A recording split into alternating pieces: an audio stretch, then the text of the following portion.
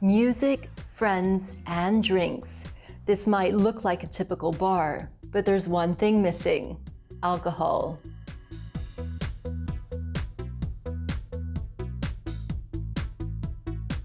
A new wave of bars is creating a buzz without the booze, as a growing number of people explore sobriety.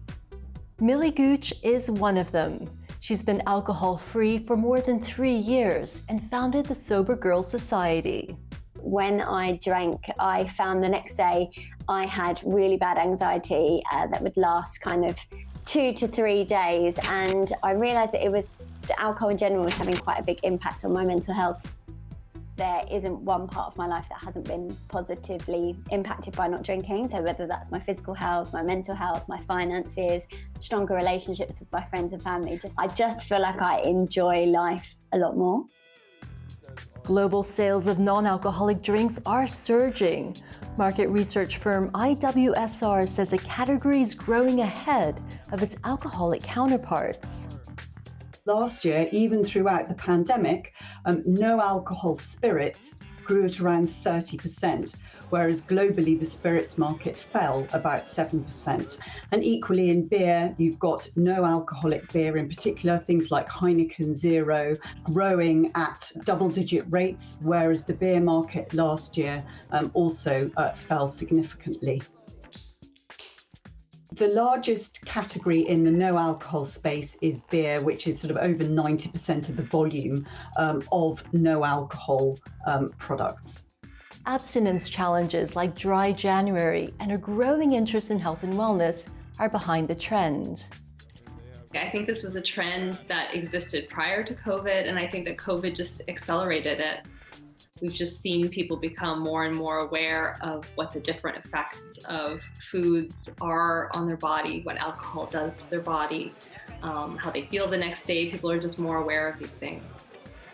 Alcohol still far outsells non-alcoholic drinks, but it's one of the fastest growing categories in the industry. The no alcohol market today across beer, wines and spirits is worth around $6.6 billion US, and we're forecasting that to grow to around $11.5 billion US by 2025.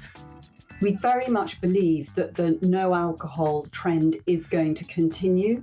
You see ever increasing health consciousness among consumers and a desire to moderate drinking, and that's not going to go away.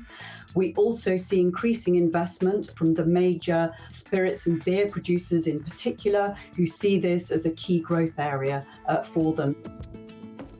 It's actually very exciting because the category's got a lot bigger since I first stopped drinking. But I think at the start I really relied on them. If I ever fancied sort of a beer, I would go with an alcohol-free beer. I still really love good drinks. They just don't have to have alcohol in them.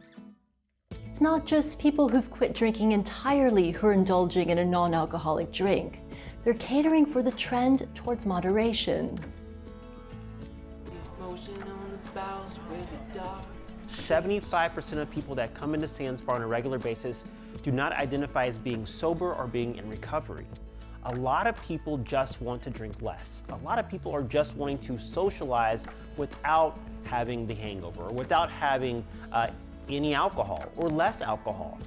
I don't have to worry about leaving my car here and getting an Uber home. And, you know, I'll wake up without a headache.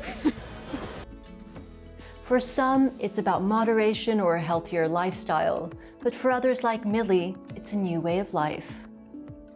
There's nothing about my life that has got worse as a result of not drinking, so I can't see any reason why I would ever want to go back.